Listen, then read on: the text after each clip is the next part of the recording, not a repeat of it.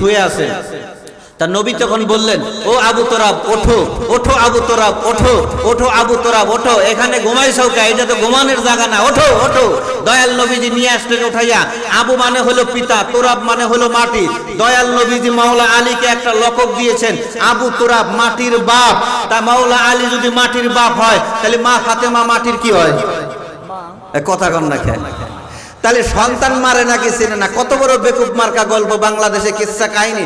ওরে বাপ রে বাপ, পীর সাহেবও কান্দে, মুরিদ সাহেবও কান্দে, কানতে কানতে কানতে কানতে ডেক্সি উঠাই ফেলাইছে। আমি কই এই কান্দা জান্নাতে যাওয়ার কান্দা না, এই কান্দাটা হলো জাহান্নামে যাওয়ার কান্দা। তোরে কোন ঠিক না বেটি? বাবারা বন্ধুরা আমার গভীর মনোযোগ। মা খাতুনে জান্নাতের মর্তবা কি? তাকে ভালোবাসলে দোজখ হারাম হয়ে যায়। জোরে কোন সুবহানাল্লাহ। নজুহাতুল মাজালিস সৈয়দ আব্দুর রহমান সফরি রাহমাতুল্লাহ আলাইহি মুলমিশুরি সাফার কিতাব 2য় খণ্ডের মধ্যে উল্লেখ করেন, নবীজির একজন সাহাবী আবু হুরায়রা রাদিয়াল্লাহু আনহু বলতেছেন, ইয়া রাসূলুল্লাহ, আপনার কন্যা ফাতেমার নাম কেন ফাতেমা রাখলেন? অন্য নামও তো রাখতে পারতেন। আল্লাহর নবী বললেন, ফাতেমা মানে হলো পৃথককারিণী। কিয়ামতের ময়দানে ফাতেমা তার প্রেমিকদেরকে পৃথক করে জান্নাতে নিয়ে যাবে, এই জন্য তার নাম রেখেছি ফাতেমা। জোরে কোন সুবহানাল্লাহ। আল্লাহর নবী বললেন, লিয়ান্না ফাতেমা ওয়া মুহিব্বিহা আনিন নার, ও ফাতেমা, নিশ্চয়ই ফাতেমা তুমি এবং তোমাকে যারা ভালোবাসবে তারা সকলেই দোজখ হইতে মুক্ত। জোরে বলেন সুবহানাল্লাহ। তাহলে যেই ফাতেমাকে ভালোবাসলে দোজখ থেকে মুক্তি পাওয়া যায়, সেই ফাতেমাকে মাটিতে চিনে না, এরকম আজগবি গল্প আর আমরা বিশ্বাস করতে রাজি না। জোরে কোন ঠিক না বেটি? জোরে কোন ঠিক না বেটি? ও বাবারা বন্ধুরা আমার, মা ফাতেমা কেন মা? কেন সন্তানের প্রতি তার এত দরদ? দরদ আছে বলেই তো এত মা কই। জোরে কোন ঠিক না বেটি? বাবারা বন্ধুরা আমার, মা খাতুনে জান্নাতের মর্তবাটা কি দেখেন, একটু শুনে রাখেন। জামিউল মুজিজাত কিতাবের মধ্যে রয়েছে, নজুহাতুল মাজালিস কিতাবের মধ্যে রয়েছে, যেই দিন মাওলা কায়নাতের সাথে মা খাতুনে জান্নাতের বিবাহ হইলেন, মাওলা আলী আলাইহিস সালামের সাথে মা ফাতেমা আলাইহাস সালামের বিবাহ হইলেন। দুনিয়ার মধ্যে শ্রেষ্ঠ বিবাহ হইল মাওলা আলীর সাথে মা ফাতেমার বিবাহ। ঠিক না বেটি? জোরে কোন ঠিক না বেটি? একজন হলো কাবার মেহমান, আর একটা হলো, একজন হলো আল্লাহর ঘরের মেহমান, আর একজন হলো নবীর ঘরের মেহমান। ঠিক না বেটি? আমার মাওলা আলী আলাইহিস সালাম হলো আল্লাহর ঘরের মেহমান। কেমন করে মেহমান? ফাতেমা বিনতে আসাদ মাওলা কায়নাতের মা একদিন কাবা শরীফ তওয়াফ করতেছিলেন, এমন সময় প্রসব বেদনা উঠে গেলেন। এমন সময় প্রসব বেদনা যখন উঠে গেল, আমার আল্লাহ ডাক দেখায়, ফাতেমা বিনতে আসাদ, তুমি তাড়াতাড়ি এই কাবার ভিতরে চলে যাও, এই কাবার ভিতরে গিয়ে তুমি তোমার সন্তানকে প্রসব করাও। জোরে কোন সুবহানাল্লাহ।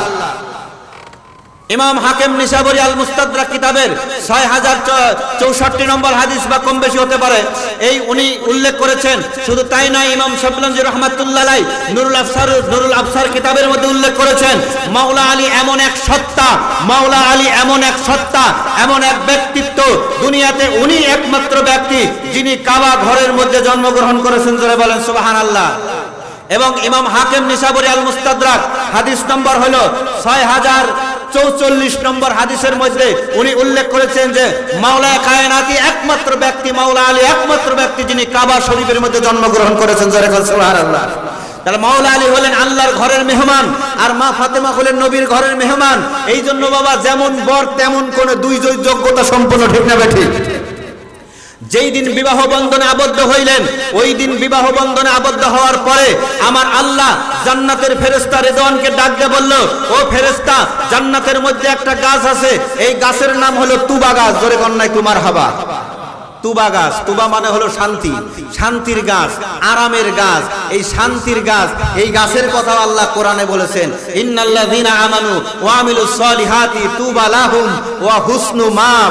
আল্লাহ কয়, যারা ঈমান এনেছো, যারা নেক কাজ করেছো, তাদের জন্য রয়েছে এই তুবা গাছ, তাদের জন্য রয়েছে স্বাচ্ছন্দ্য একটা প্রত্যাবর্তন স্থল। এই তুবা গাছের ব্যাখ্যা করতে গিয়ে ইমাম কুরতুবী তাফসীরে কুরতুবীর মধ্যে উল্লেখ করেন, তুবা শাজারাতা ফিল জান্নাহ ওয়া আসওয়া ফিদ্দারে আলী। আল্লাহ রাব্বুল আলামিন এই আয়াতের ব্যাখ্যা করতে গিয়া ইমাম কুরতুবী বলতেছেন যে তুবা হলো জান্নাতের একটা গাছ, এই গাছের মূল শিকড়, মূল গোড়া হলো মাওলা আলীর ঘরে। জোরে কোন সুবহানাল্লাহ।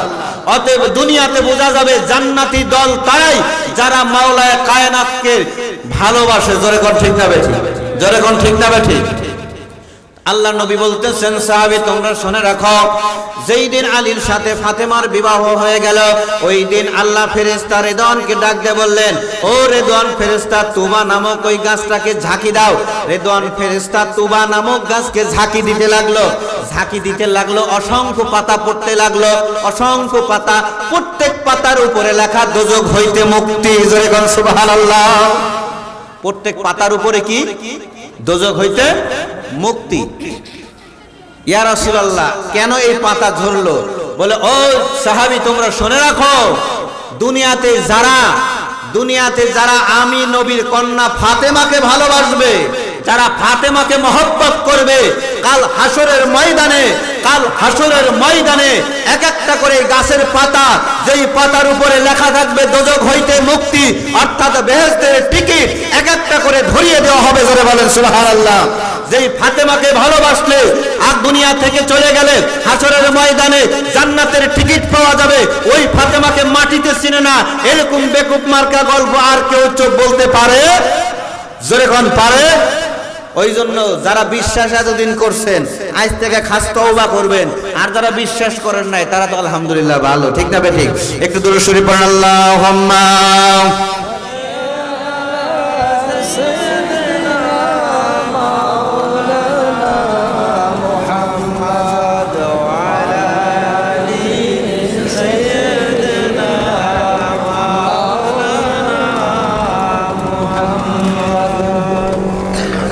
বাবারা একটু দূরে শুয়ে পড়েন, আমি একটু গলায় দাঁড় দিয়ে নেই। আল্লাহুম্মা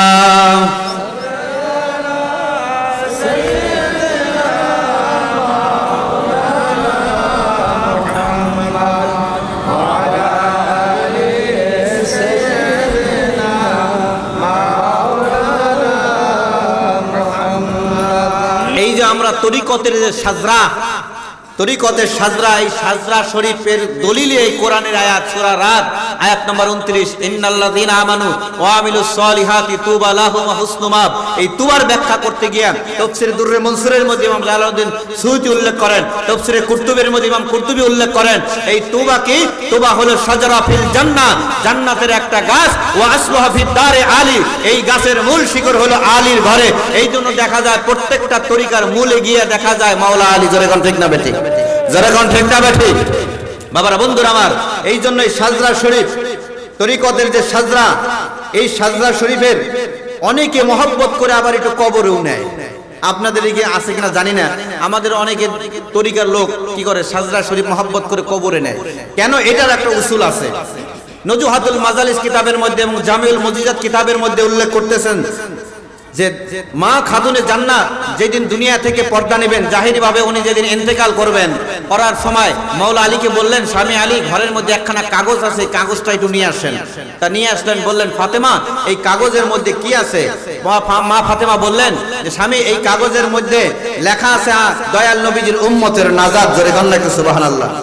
যেই দিন আপনার সাথে আমার বিবাহ বন্ধনে আবদ্ধ হব, ওই দিন দেনমোহর কি হবে আমার আপনার বিবাহের? আল্লাহ রব্বুল আলামিন জিবরাইলকে পাঠিয়ে দিলেন দয়াল নবীজির কাছে, যে ও দয়াল নবীজি, আপনি বলেন ফাতেমার এবং আলীর বিবাহের দেনমোহর কি হবে?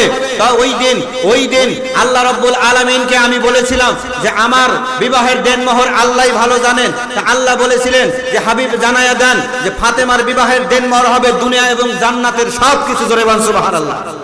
ফাতেমা বলেন, আমি এটাও চাই না, আমি চাই হলো আমার দয়াল নবীজির উম্মতের নাজাত। তখন আল্লাহ রাব্বুল আলামিন জিবরাইলের মাধ্যমে জানায়া দিলেন, জিবরাইল জানায়া দাও ফাতেমার বিবাহের দেনমোহর, জানায়া দেনমোহর করে দিলাম উম্মতের নাজাত। ফাতেমা বললেন, এই কথাটা লিখে দিতে হবে। ওই দিন ওই কথাটা লেখা ছিল, এই কাগজে লেখা ছিল। মা ফাতেমা বলতেছেন, মাওলা আলীকে স্বামী, আমি যখন ইন্তেকাল করব, আমার কবরে কাফনের মধ্যে এই কথাটা, আমার বিবাহের দেনমোহর যে কাগজে লেখা, আল্লাহ লিখে দিয়েছেন উম্মতের নাজাত, এই কাগজটা যেন আমার কাফনের মধ্যে ঢুকাই দেওয়া হয়। জোরে কোন সুবহানাল্লাহ। এই দলিল থেকে কবরের মধ্যে মৃত ব্যক্তির সাথে বরকত মনে করা বিভিন্ন কাপড়, বিভিন্ন কাগজ অথবা আহাদ নামার দোয়া বা আল্লাহ নামের দোয়া, আল্লাহ নামের নকশা নেওয়া জায়েজ আছে। জোরে কোন সুবহানাল্লাহ। ছোট্ট সিম্পল বিষয়, কবরের পাশ দিয়ে আমার নবী যাচ্ছেন, বুখারীর হাদিস, তা কবরের আযাব হচ্ছে, দয়াল নবীজি একটা খেজুরের ডাল গাইরা দিলেন, বললেন যতক্ষণ জিকির করবে এর আযাব বন্ধ থাকবে। তা আল্লাহ নামের জিকিরের কারণে যদি কবরের আযাব বন্ধ হয়, ওই আল্লাহর নাম যদি কবরের ভিতরে দিয়ে দেওয়া হয়, তা আযাব বন্ধ হইতে পারে কি পারে না? জোরে কান, পারে কি পারে না? আরেকটা দলিল আছে, ইমাম সাখাবী আল কাউলুল বদীর মধ্যে উল্লেখ করেছেন যে একদিন হযরত ওমর রাদিয়াল্লাহু আনহু ওনার পুত্র আব্দুল্লাহর সাথে ইমাম হুসাইন আলাইহিস সালামের খেলার ছলে উনি বলেছিলেন গোলামের বেটা গোলাম, কি বলছিলেন না? তখন ওমর রাদিয়াল্লাহু আনহু বললেন যে ইমাম হুসাইন পাকের দরবারে গিয়ে যে আপনি যে কথাটা বললেন এটা একটু লিখে দেন। যার ইমাম হুসাইন পাক যখন লিখে দিলেন, চোখের পানি ছেড়ে দিয়ে বললেন যে নবীর নাতি আমাকে গোলাম হিসাবে স্বীকৃতি দিয়েছে, এর চাইতে বড় সার্টিফিকেট আর দুনিয়ায় নাই। যেরকম ঠিক না ঠিক? ওমর রাদিয়াল্লাহু আনহু বলেন আমি যেদিন মারা যাব আমার কবরের মধ্যে এই কাগজটা তোমরা ঢুকাইয়া দেবা। জোরে কর না একটু সুবহানাল্লাহ। আরে ওমর রাদিয়াল্লাহু আনহু তো জান্নাতের সুসংবাদ প্রাপ্ত 10 জনের একজন, ঠিক না ঠিক? তারপরে উনি কাগজটা নিলেন কিসের জন্য? বরকত মনে করে, কেননা নবীর আহলে বায়াতের একজন সদস্য ইমাম হুসাইন পাক, যিনি জান্নাতের পুরুষদের নেতৃত্ব দিবেন, তিনি আমাকে নবীর গোলাম বলেছেন, গোলামের বেটা গোলাম, আমার ছেলেও গোলাম, আমিও গোলাম, এইটা স্বীকৃতি দিয়েছেন, বরকত মনে করে কাগজটা নিয়ে গেছেন। জোরে কোন ঠিক না বেটি? এই জন্য বাবা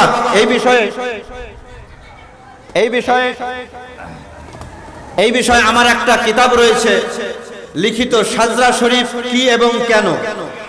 সাজরা শরীফ কি এবং কেন, সাজরা শরীফ কোন জায়গা থেকে আসলো, সাজরা শরীফ পড়া যাবে কিনা বরকত মনে করে, কবরে নেওয়া যাবে কিনা, ওলি আল্লাহদের নামের শেষে রাদিয়াল্লাহু আনহু বলা যাবে কি যাবে না, এর বিস্তারিত বর্ণনা এই কিতাবের ভিতরে দিয়েছি। সাজরা শরীফ কি এবং কেন, এটার হাদিয়া 20 টাকা, যাদের দরকার হয় নেবেন।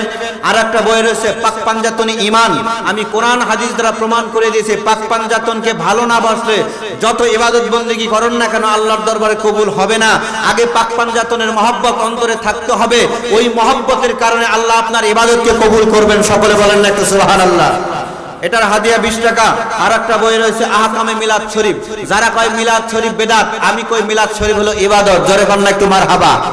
কেননা 2 লক্ষ হাদিসের হাফেজ যিনি ছিলেন ইমাম সুয়ুতি, জালালউদ্দিন সুয়ুতি, উনি আল হাবিলিল ফতোয়া প্রথম খণ্ড 230 নম্বর পৃষ্ঠার মধ্যে উল্লেখ করেছেন ইয়াস্তাহিব্বুল আনা আইদান ইজহারুশ শুকরিল মাউলিদ আলাইহিস সালাম, উনি বলতেছেন যে নবীর মিলাদ পালন করা হলো মুস্তাহাব। জোরে কর না একটু সুবহানাল্লাহ।